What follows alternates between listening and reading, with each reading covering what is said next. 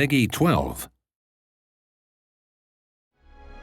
Hi, I'm Scott Amos, the executive producer of Lara Croft and the Temple of Osiris, the sequel to the award-winning Lara Croft and the Guardian of Light from Crystal Dynamics. Today I'm joined by 3 of our devs. Hi, I'm Alicia Thayer, I'm a designer. Hi, Will Kerslake, lead designer. I'm Robert Chivek, the producer. So in today's Dev Diary, we're going to take you through all the awesome, exciting adventure we have planned for you for 4-player co-op action and talk about our characters and all their features.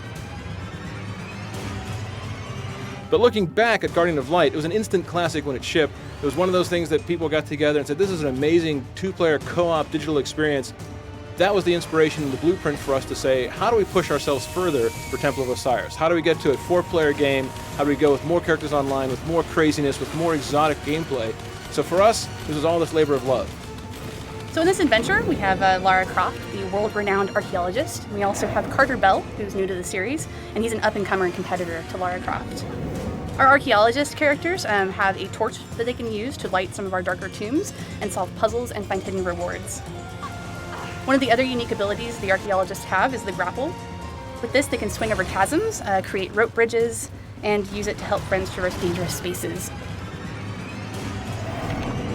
Next up, we have Isis and Horus. These are the Egyptian gods that are joining Lara and Carter in this new adventure, and they have their own unique abilities. With the staff, they can affect glyphs in the world, moving objects up and down and interacting with anything that has these special markings. They have a magical shield. It can act as a barrier to provide protection. The shield can also be used as a stepstone, allowing other players access to difficult-to-reach places. It'll also move across the surface of water.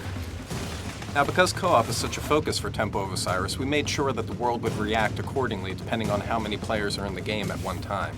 For example, when you add in your friends, the puzzle might actually change dynamically. There could be more mirrors, more obstacles, more enemies to deal with. And naturally, something we've seen is the more players you have at one time, the more chaotic the game can become. So you'll start competing for loot, but you also start griefing your buddies, kind of that competition angle.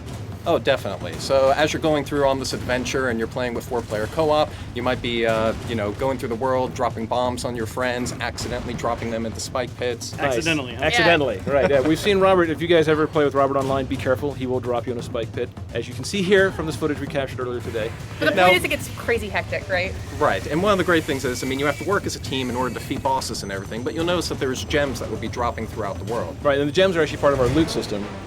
Yeah, so the gems, each individually, players collect gems. Now, weapons and things, and to beat the puzzles within the game world, you do have to work together, but the gems are unique to your character, and you want to collect as many as possible.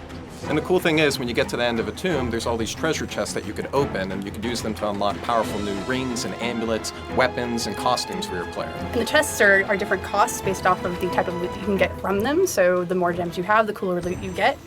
The more people you have, the better the loot will become, and you can start seeing just the crazy way you can outfit your character, both customizing with rings for yourself and then amulets that you share with the team. The rings themselves are things that personally affect your character. Lets you move faster, have a bigger bomb, that sort of thing. Whereas the amulets are shared between the teammates, which is really important. So for example, if I have a spread shot, which lets me shoot all these different directions, and Robert here has flame shots, now all of a sudden we have spread flame shots if we're both powered up. So you learn how to get a team to work together to maximize your firepower.